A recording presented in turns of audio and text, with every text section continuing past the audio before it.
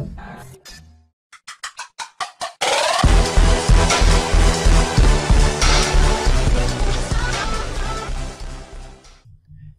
what's up guys? I'm Marcus with Epic Life Gaming. Thank you guys for coming back for another video.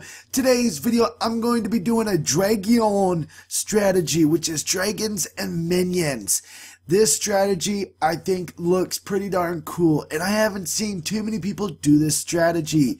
So I'm using 7 dragons and 30 minions, and let's try to wreak some havoc with these troops on these bases.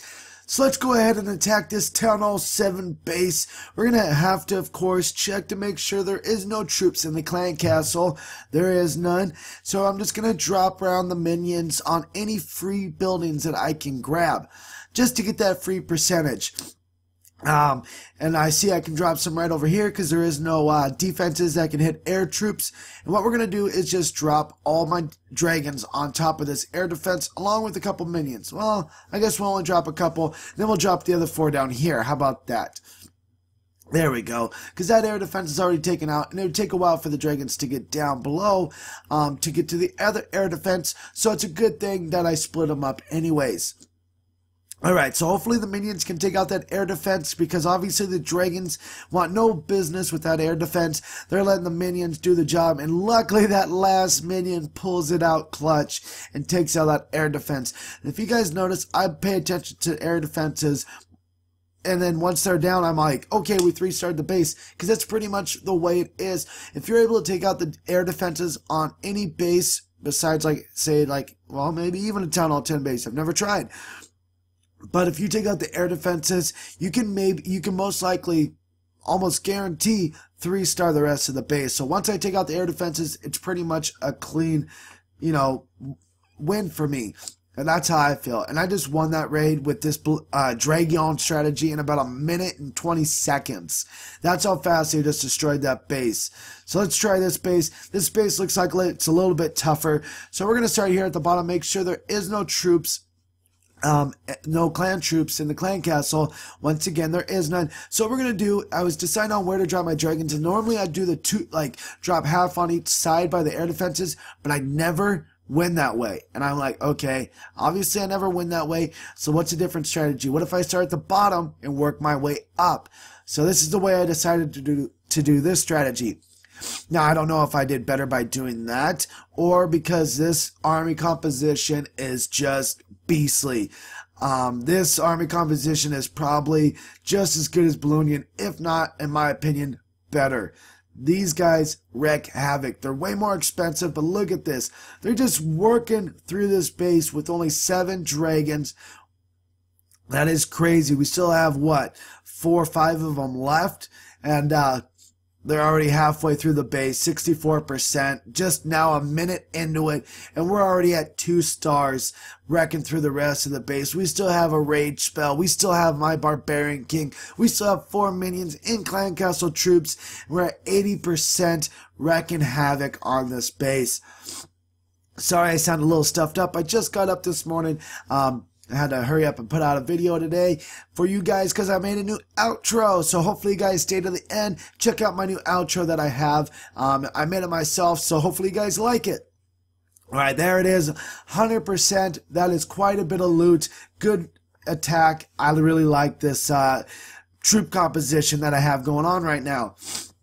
So we're going to attack this base, Land of the Persian, and see if he has any clan castle troops. Of course, like always, that's what you got to do in each, base attack. You got to check because it could ruin a raid, and you don't. I've seen too many times people attack without taking out clan castle troops, and it ruins their raid. And it's like, why don't you take out the clan castle troops? Idiot. But, live and learn, or live and don't learn, as some people, it seems.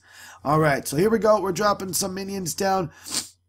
And for some reason, the minions were having a really tough time taking out those last few clan castle troops. And I didn't see that air defense so close to that army camper, else I would have never dropped that minion down there. And that Tesla tower, of course, had to take out that little minion down there at the bottom. So let's get a little revenge. I'm going to drop all my dragons up here at the bottom because I'm not going to worry about the air defense at the top. I got my Barbarian King And I have my clan castle troops to, you know, use if I need to. So we're just going to go ahead, drop down a couple rage spells, let him get to work. And now this little, you know, little compartment that he has his air defense in is really difficult for the dragons to get to. For some reason, they'll want to go around it instead of going, you know, directly to it, even though it's closer. It's really weird. It's a really good design advantage that you can do with designing your base is, you know, do something like this. Obviously, this isn't the base that I'd recommend the most, because he obviously couldn't have another place for his other air defense. But there's some definitely bases out there that, you know, definitely utilize the air defenses being on the, they look like they're on the outside, but they're not. And it's a really well designed base. So here we go. 99% on this Dragonion strategy. There we go. All 3 stars. This is a great strategy. Go ahead and try this out. It's kind of the same way that you're going to be using Ballooning strategy, but of course with dragons instead.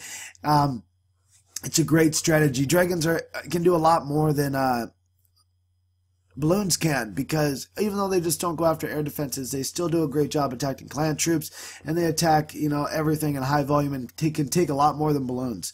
So let's go ahead, get some more of our walls upgraded. Everybody says that I need to be buying a builder's hut, so I'll do that in the next max that.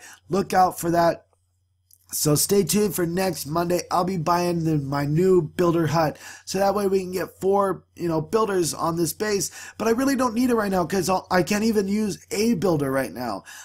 So it's kind of ridiculous. I could use something in my laboratory, but that doesn't even cost a builder.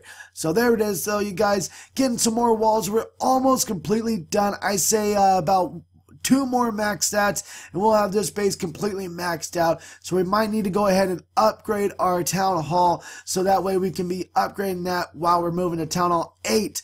So there it is, you guys. I'm actually going to be even